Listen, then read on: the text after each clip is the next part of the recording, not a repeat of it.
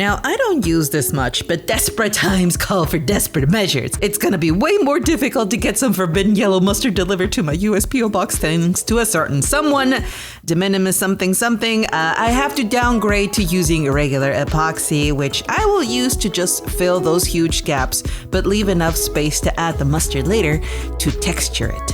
Bayonetta walked so Dante could run in that aspect. After what happened with her, I am now way more confident in working with texture and not afraid of ruining anything. I don't like to work with epoxy putty because it takes hours and hours to cure compared to the 45 minutes it takes the forbidden mustard to harden. I like to work fast, but sometimes there's just a lot of space to fill and I didn't want to use an entire tube for it. I fear it will become a commodity soon, so I must save where I can. Anyways, I made sure to fill in the gap on the sleeve. I made sure to wipe away any excess putty on the arms because the skin is very much textured and I want to preserve that as much as I can. I also somehow managed to break off a piece of the sword and I didn't notice it, but it's fine because it's an easy fix, using some fine brass rods and mustard later to sand it to shape.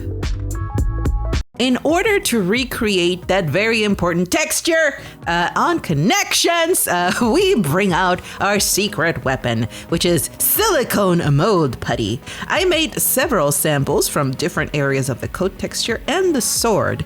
This will work as a stencil, so when you apply the putty to those gaps, you can press on it and recreate it.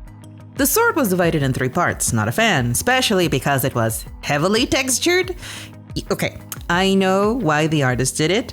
They had their heart in the right place, but the sword is supposed to be smooth, not textured. I tried to recreate it with the stencil, but I wasn't sure how good the result would be until the primer goes on. So I have my doubts.